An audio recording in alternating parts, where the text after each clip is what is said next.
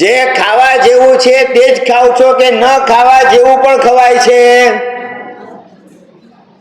નહીં બોલે. ખાવા જેવું નથી ખાતા, ન ખાવા જેવું નથી ખાતા, ન ખાવા જેવું નથી ખાતા. કયા આધારે કહો છો તમે? આયુર્વેદ શાસ્ત્ર જે વસ્તુનો નિષેધ કરે છે એ વસ્તુ તમારા વ્યાસનામાં આવે છે ખરી કે નહીં? કોઈ વાતો નહીં કરતા. જે આવો એમને બેસી જાઓ. કોઈને આગળ નહીં, કોઈને પાછળ નહીં.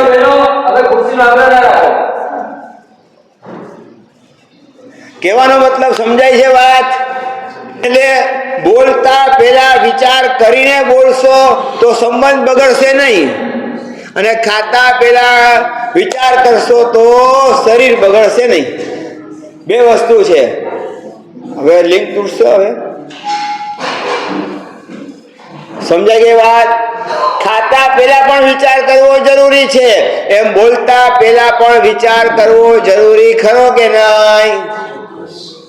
બોલતા પહેલા વિચાર કરનારા કેટલા, અને બોલી લીધા પછી વિચાર કરનારા કેટલા? પટેલ કોલોનીમાં બધા જ વિચાર કરીને પછી જ બોલો છો ને? નહીં તો પછી એક કામ કરો, હાથ જોડી પચકાણ કરો. 100 વખત વિચાર કરીને એક વખત બોલવું. એક સંભળાવે કે બે સંભળાવે કે ગમે તે સંભળાવે, પરંતુ સાંભળી લીધા પછી, કાનનો ઉપયોગ થઈ ગયા પછી અંદરથી કોઈ જાતની ચહલ પહલ થવી ન જોઈએ, કોઈ જાતની ઉથલ પુથલ ન થવી જોઈએ. સ્થિરતા તમારી રહેવી જોઈએ. કોઈના શબ્દો સાંભળીને તરત જ કૂદી ન પડાય. કોઈના શબ્દો સાંભળીને કૂદી પડો તો ઝઘડા થાય ને થાય. વાત ખોટી કે સાચી? ચાહે સાસુ વહુની વચ્ચેની વાત હોય, ચાહે દીકરા ને બાપની વચ્ચેની વાત હોય, કે ચાહે ગુરુ શિષ્યની વચ્ચેની વાત હોય, ગમે ત્યારે પણ જો એમના શબ્દો સાંભળીને કૂદી પડો તો પછી સંબંધ બગડે ખરા કે નહીં? એમ પેટમાં નાખ્યા પછી વિચાર કરવો કે પેટમાં નાખ્યા પહેલા વિચાર કરવો? માંદા થયા પછી દવાઓ કરવી કે માંદા પડવું જ નહીં? જોરથી બોલો, ખબર પડે એમને. કમસે કમ સામયિકમાં સાચું તો બોલે છે, પણ છતાંય માંદા પડે છે. પડો છો કે નહીં માંદા? એટલા જ માટે ઉપર બેઠા છો, નહીં તો નીચે બેઠા હોત. કહેવાનો મતલબ શું છે? ખાતા પહેલા પણ વિચાર કરવો જરૂરી છે, એમ બોલતા પહેલા પણ વિચાર કરવો જરૂરી છે. પેટમાં પધરાવતા પહેલા 1000 વખત વિચાર કરજો કે આ ખાવા જેવું છે કે નહીં, આ મારી પ્રકૃતિને અનુકૂળ છે કે નહીં, મારા સ્વભાવને અનુકૂળ છે કે નહીં. મારી પ્રકૃતિ અત્યારે વાત પ્રકૃતિ છે, તો વાત પ્રકૃતિમાં કેવા કેવા આહાર લેવા જોઈએ, કેવો આહાર ખાવો જોઈએ? પિત્ત પ્રકૃતિ હોય તો કેવો આહાર લેવો, કફ પ્રકૃતિ હોય તો કેવો આહાર લેવો? આ પણ જરૂરી ખરું કે નહીં? તમારા ડોક્ટર તમે પોતે થજો. તમારા ડોક્ટર તમે પોતે જ થજો, બીજાને ડોક્ટર બનાવવાની જરૂર નથી. તમે પોતે જ ડોક્ટર થયા એટલે તમને પોતાને જ ખબર પડવી જોઈએ કે આજે મારે આવા પ્રકારની આવી સ્થિતિ થઈ છે, તો મારે શું લેવું શું ન લેવું, કેવું લેવું કેવું ન લેવું, કેટલું લેવું કેટલું ન લેવું, આનું પણ આપણે વિવેક રાખવો પડે ખરો કે નહીં? એટલે કાલે ઉપવાસ કરવાનો જ છે, એટલે આજે વધારે ઉપવાસના અત્તરવારનામાં વધારે વપરાય કે ઉપવાસના પારનામાં વધારે વપરાય?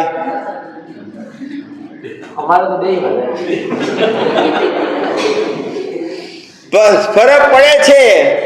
સવારના પોરમાં ભૂખ ખૂબ જ લાગી હોય, આખા દિવસનો ઉપવાસ છે, એટલા માટે સવારના બ્યાસના કરાવતા નથી. ઘરે જ કરજો. ઘરે કરો એટલે ઓછામાં ઓછી આઈટમ અને ક્વોન્ટિટી વધારે. વાત ખોટી કે સાચી? પણ જ્યાં તમે અમૃતવાડીમાં બ્યાસનું કરવા જાઓ એટલે 20, 22, 24, 25 અને હવે ધીરે ધીરે એમ પ્રભુશ્રી મહારાજ ધીરે ધીરે નજીક આવી રહ્યા છે એટલે 40 આઈટમ થઈ, 45 આઈટમ થઈ. ત્યાં સુધી 20, 22, 25 સુધી ચાલતી હતી. પણ હવે આચાર્ય ભગવાન પધારી રહ્યા છે એટલે હવે મેનુમાં પણ ફરક પડ્યો ખરો કે નહીં? એટલે કહેવાનો મતલબ એક જ છે, ભલે તમે સામૂહિક બ્યાસના કરવા જાઓ છો, ના નથી. ઉપવાસ પાછો કાલે કરવાનો છે એની પણ ના નથી. છતાં પણ શરીરને અનુકૂળ એવો આહાર લેશો તો તમારું વર્ષી તપ નિર્વિઘ્નતયા પૂર્ણ થશે. મારી વાત ખોટી હોય તો મને પાછી આપજો.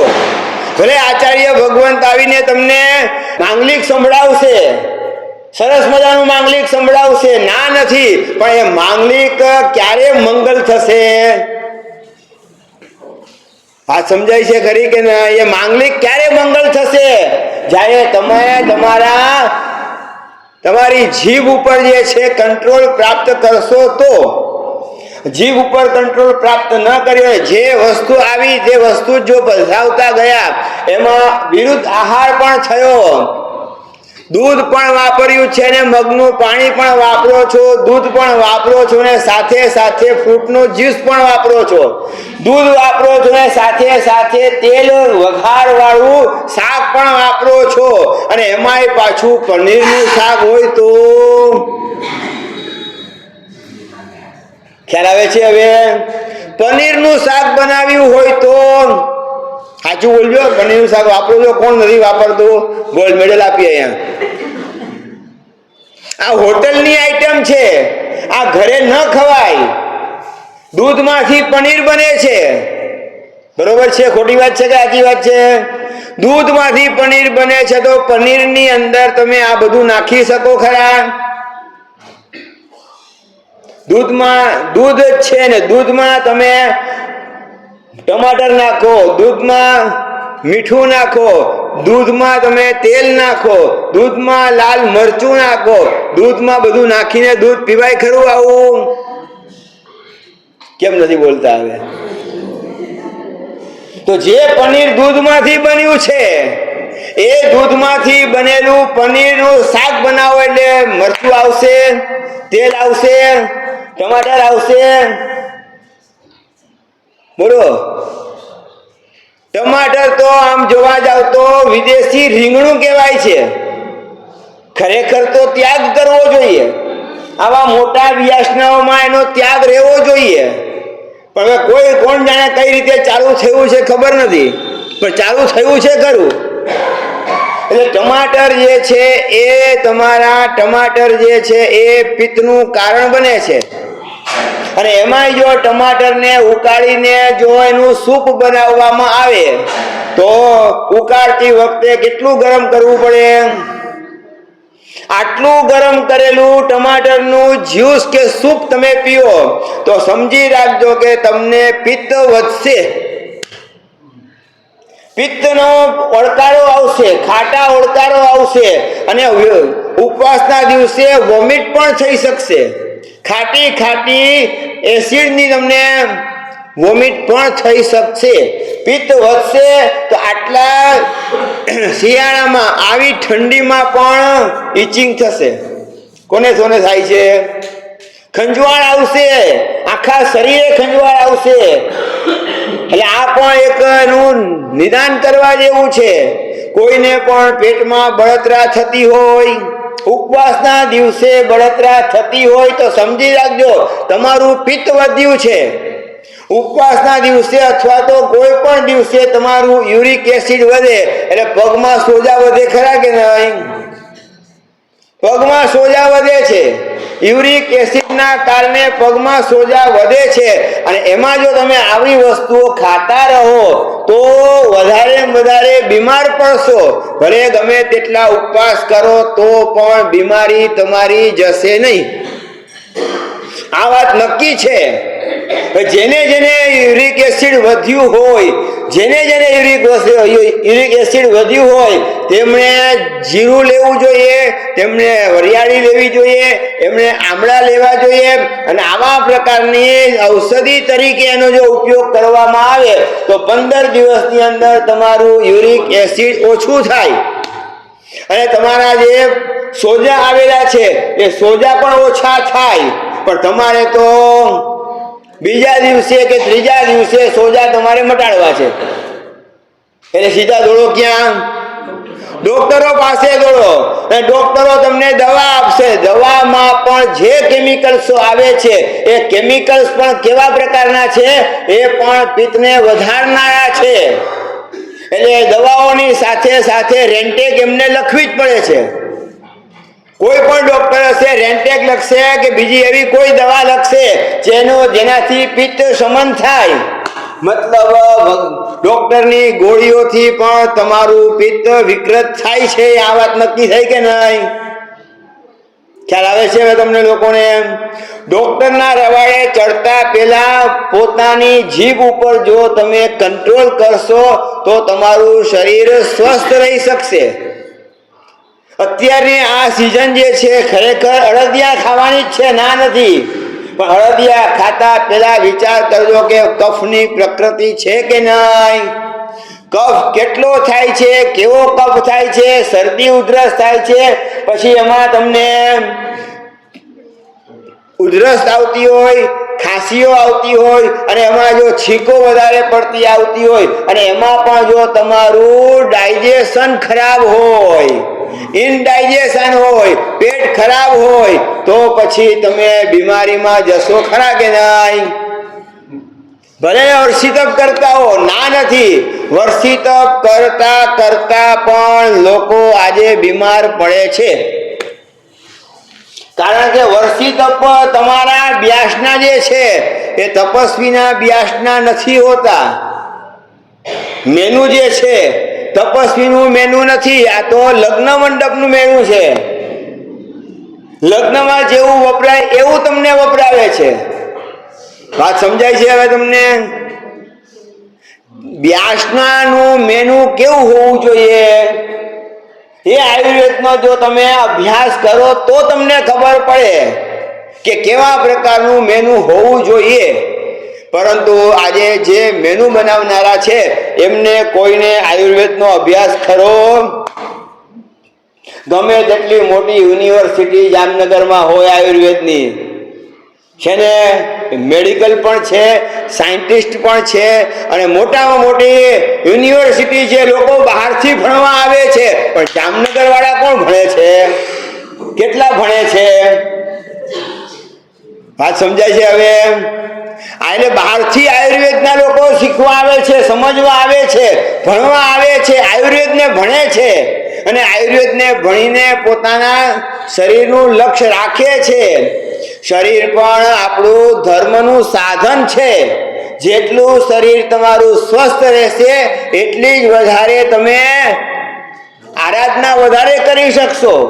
પણ શરીર જ સાથ નહીં આપે તો તમે ઘરડા થાવ છો કે શરીર ઘરડું થાય છે? શરીર ઘરડું થાય છે કે મન ઘરડું થાય છે? હવે બોલો જોઈએ. શરીર ઘરડું થાય છે કે મન ઘરડું થાય છે?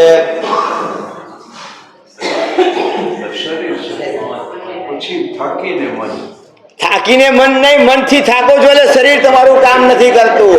આત્મવિશ્વાસ તો તમારો હોય, વિલ પાવર તમારો હોય અને આત્મવિશ્વાસ અને મનોબળ તમારું જો સારું હોય અને મનોબળ તમારું કામ કરતું હોય તો એકેય ખુરશી ઉપર ના બે, બધાને નીચે બેસવાનું મન થાય. પણ ના ના, ડોક્ટરે ના પાડી છે નીચે બેસો તો ઊભા.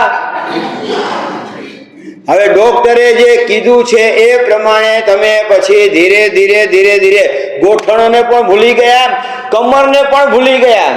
કમરમાં પણ પટ્ટો આવી ગયો અને એલો કૂતરાના ભવમાં જ્યાં હતા ને એ પણ યાદ આવે ખરું કે નહીં? અહીંયા કઈ થાય એટલે અહીંયા પણ પટ્ટો આવી ગયો.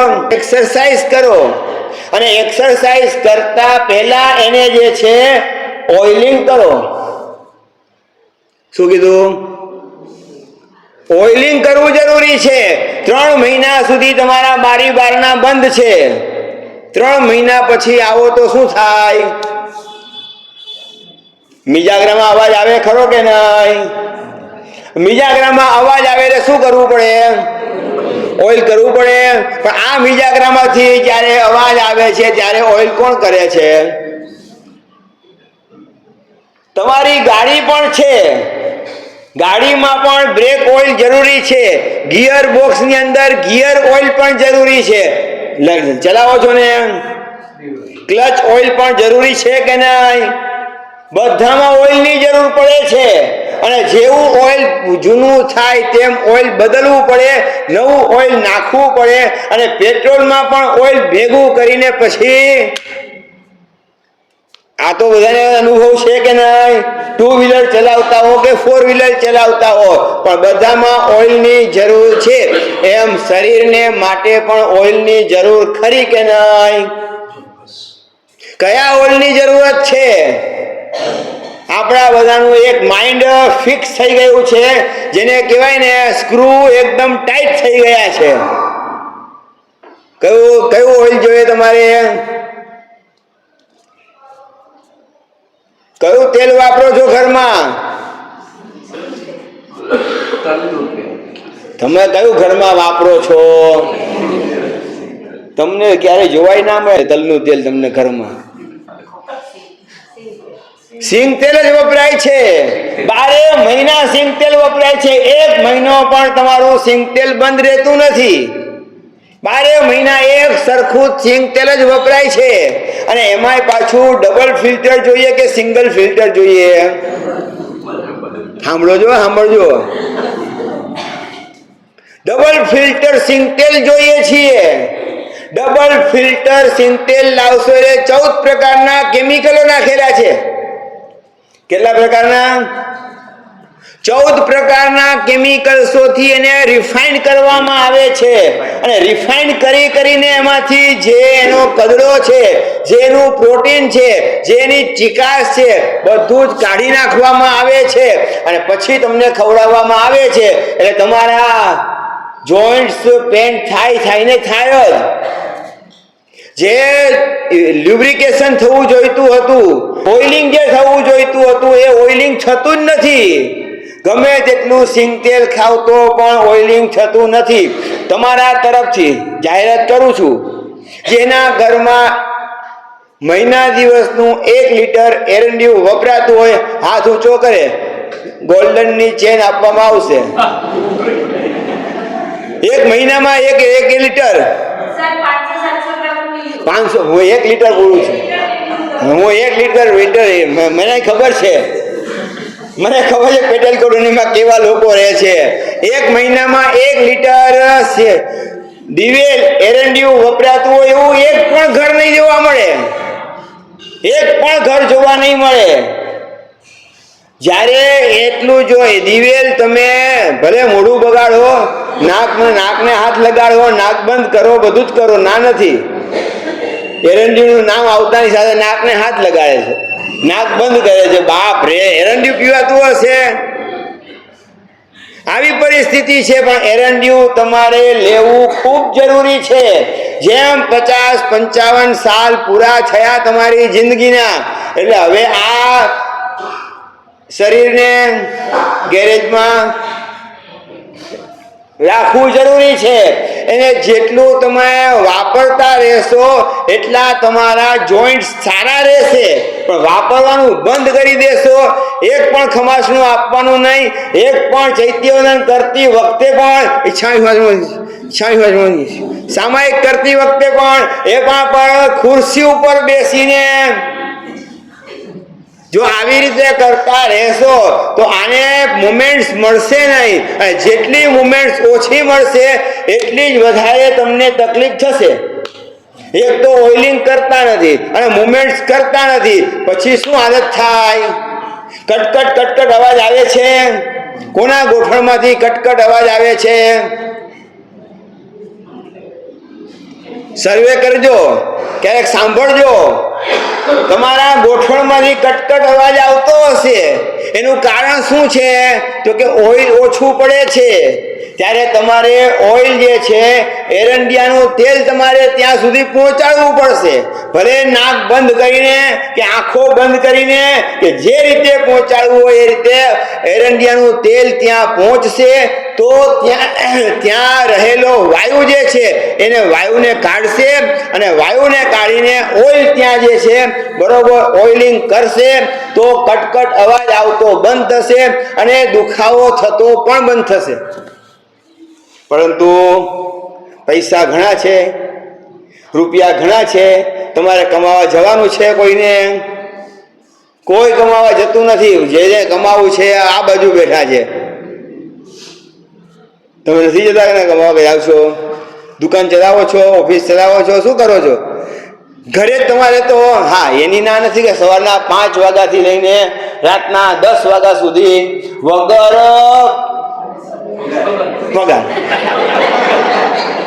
વગર પગારે તમે કામ કરો છો, ધન્યવાદને પાત્ર છો. ના નથી. આટલું સરસ મજાનું કામ કરો છો ને વગર પગારે આટલું સવારના 5 વાગે, 4:30 વાગે, 5 વાગે ઉઠીને જે મહેનત કરી રહ્યા છો, કોના માટે? તમારા માટે પણ અને તમારા પરિવાર માટે પણ. પરંતુ એની સાથે સાથે માં થયા પહેલા માં થવું એ માં થયા પહેલા માં થવાનું પણ કોઈ સર્ટિફિકેટ લીધું છે? માં થયા પછી બેટાનું કઈ રીતે ધ્યાન રાખવું, પુત્રનું પૌત્રનું કઈ રીતે ધ્યાન રાખવું? એક જમાનો હતો કે દાદીમાં જ બધું કામ કરતા હતા. બધું એટલે ટ્રીટમેન્ટ જે કરવી પડતી હતી તો સોમમાં 34 લાવતા હતા. સાંભળ્યું છે ને? સોમમાં 34 લાવીને ઘૂંટીને ગોટી આપતા, ઘસેલો આપતા હતા. ક્યારેક ક્યારેક બાજરીની રાબ બનાવીને પીતા હતા. છે ને? વાત ખોટી હોય તો મને પાછી આપજો. બાજરીનું ભડકું બનાવતા હતા, બાજરીની રાબ બનાવતા હતા. એમાં પાછું કાળા મરી નાખતા હતા, એમાં અજમો નાખતા હતા, એમાં પાછું હળદર નાખતા હતા, મીઠું નાખતા હતા. બધું જ કરતા હતા.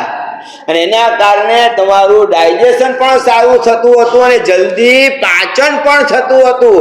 આવી ઠંડીમાં ગરમ ગરમ જો આ વસ્તુ મળે તો તમારું પેટ પણ ભરાય અને તમારું શરીરનું ટેમ્પરેચર પણ એક સરખું રહે.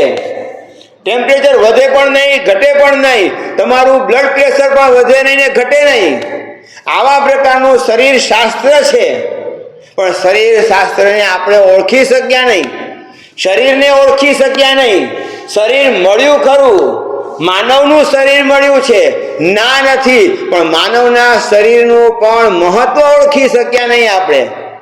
ત્યારે ગાય જે છે, બકરી જે છે, આપણા કરતા વધારે બીમાર પડે કે ઓછી? કેમ ઓછી બીમાર કેમ પડે છે?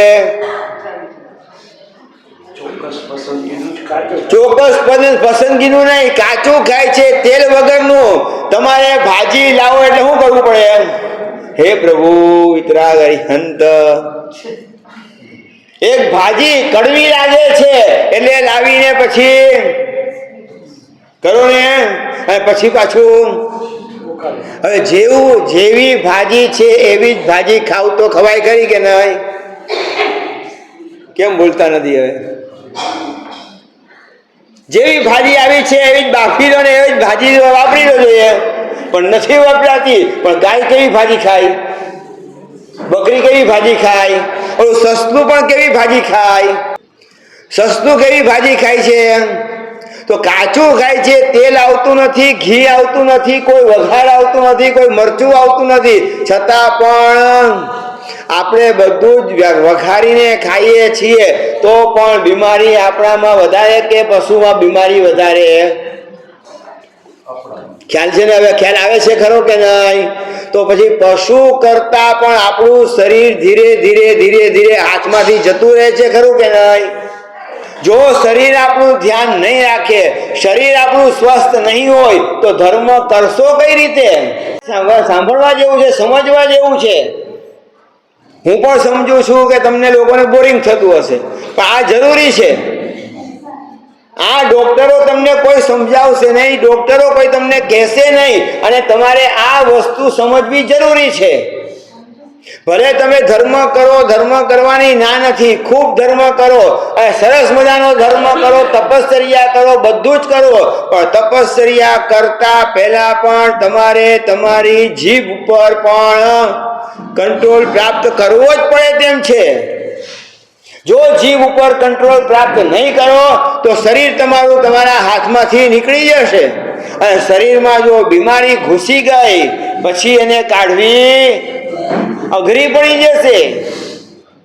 એટલે ખાસ કરીને શરીર શાસ્ત્ર પણ સમજવું ખૂબ જરૂરી છે. તમને ઢોકળા વધારે ભાવે કે ઇડલી વધારે ભાવે? ઇડલીમાં પણ સોડો નાખવો પડે ને ઢોકળામાં પણ સોડો નાખવો પડે, અને એમાંય બેસનની ઢોકળી હોય તો સ્પંજ જેવી જોઈએ કે નહીં? કેમ બોલતા નથી? હવે ઢોકળી કેવી જોઈએ? એકદમ સ્પંજ જેવી જોઈએ. અને સ્પંજ જેવી ઢોકળી બનાવવા માટે કોઈ ચણાની દાળ લાવીને પીસીને ચણાનો લોટ બનાવતા નથી. પૂછીને આવજો વર્ષી તપમાં. હીરા બેસન લાવે છે, હીરા બેસન લાવીને પછી એમાંથી તમને ખવડાવે છે, અને એમાંય પાછું સોડા ખારો નાખીને ખવડાવે છે. વિચાર કરજો ક્યારેક, આ સોડા ખારો તમારા જોઈન્ટ પેનને પણ બગાડે છે, તમારી કિડનીને પણ બગાડે છે, અને જેટલું સ્પંજી ખાવાની કોશિશ કરશો એટલું શરીર તમારું બગડશે. વાત ખોટી હોય તો મને પાછી આપજો, હું લઈ લઈશ પાછી, ના નથી, પણ પરિસ્થિતિ આ છે આપણી. મેંદા વાળું વધારે ખવાય કે મેંદા વગરનું વધારે ખવાય છે? સાંભળજો બધા, મેંદા વાળું વધારે ખવાય છે. મેંદા વાળું જ વધારે. મેંદો બને છે શેમાંથી?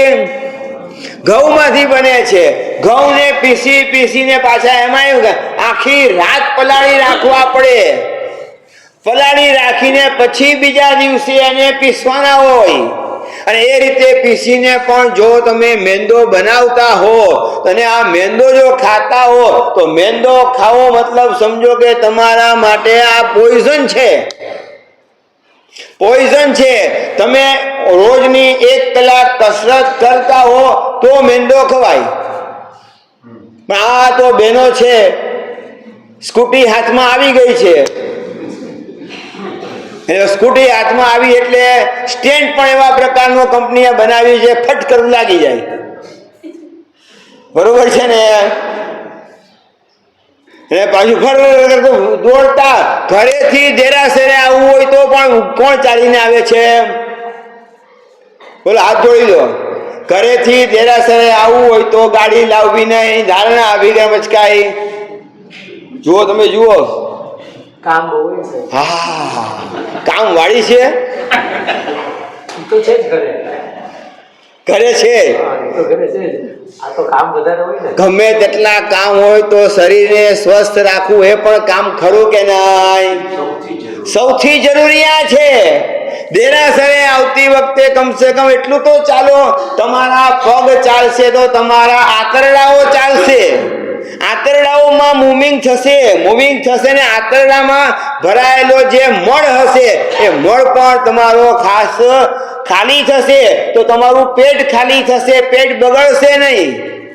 અને જેનું પેટ બગડે એનું બધું જ બગડ્યું. સિર સફા તો ગરદન કો નફા, सिर सफा तो गर्दन को नफा, पेट सफा तो तबियत को नफा. લખી રાખજો, લખી રાખજો. આ ખાસ આપણે આ જરૂરી છે. પેટ સાફ કરવું જરૂરી છે, ને પેટ સાફ કરવા માટે તમારે ઘઉં ઓછા કરવા જરૂરી છે. ઘઉં ઓછા કરવાની વાત કરું છું, તો પછી મેંદો તો ઓછો થયો કે નહીં? ઘઉં પણ પચવામાં ભારી છે, ઘઉંમાં પણ ચિકાસ છે.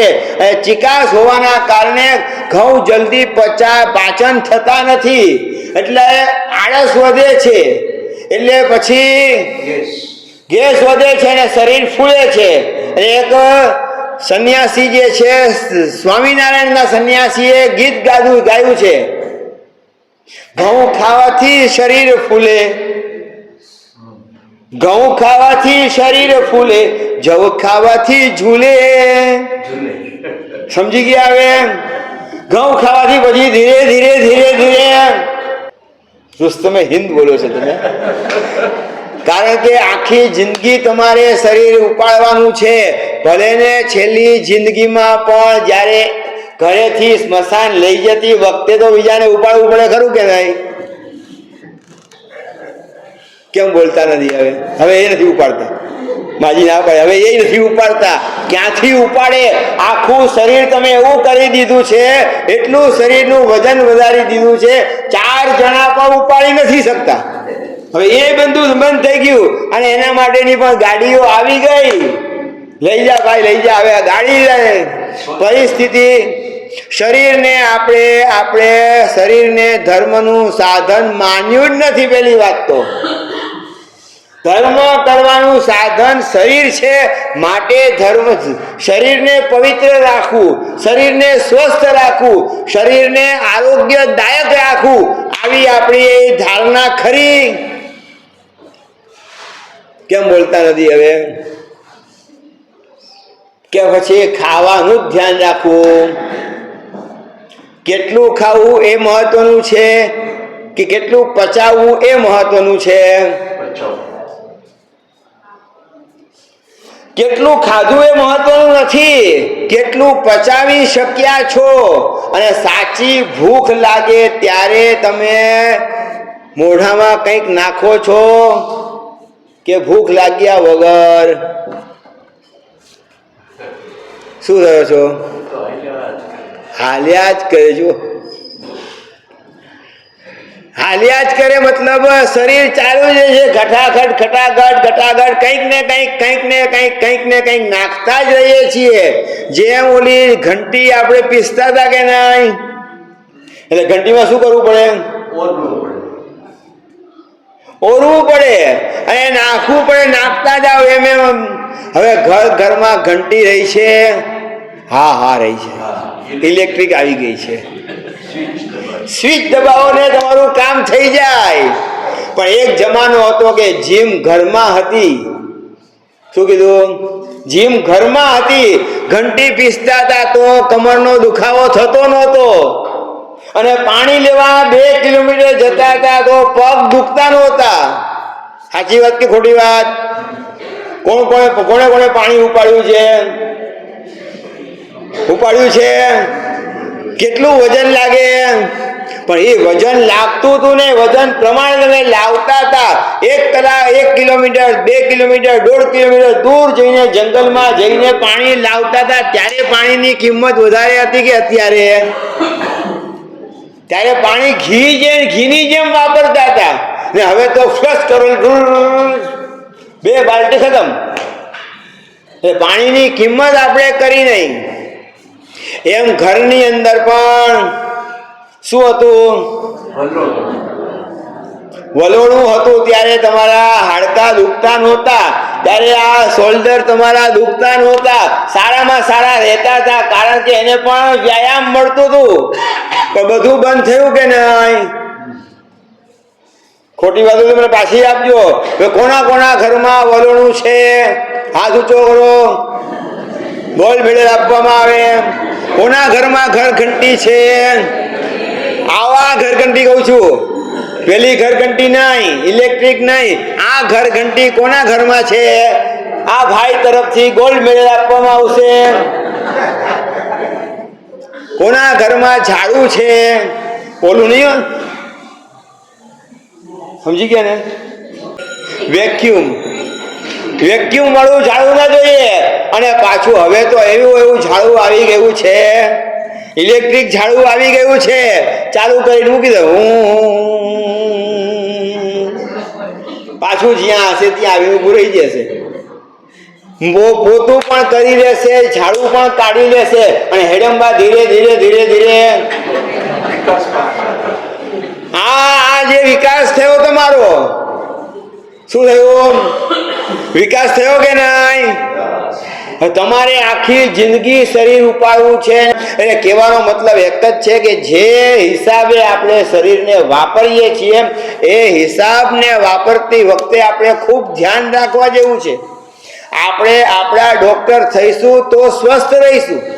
આપણે આપણા પોતાના રોગોને ઓળખી જઈશું તો સ્વસ્થ રહી શકીશું.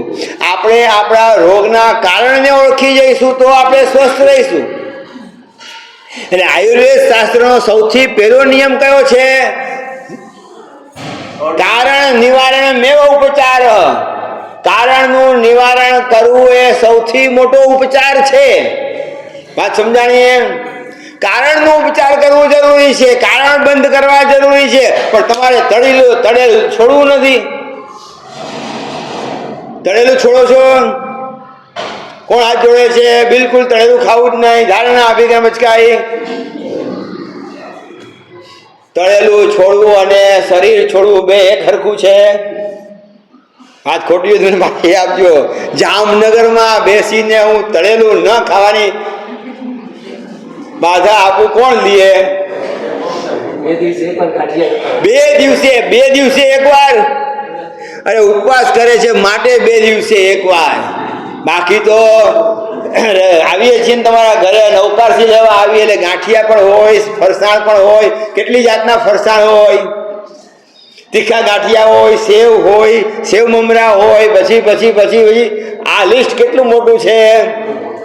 તળેલું ખાવું જ ન જોઈએ, પણ ખવાય છે, વધુમાં વધુ ખવાય છે.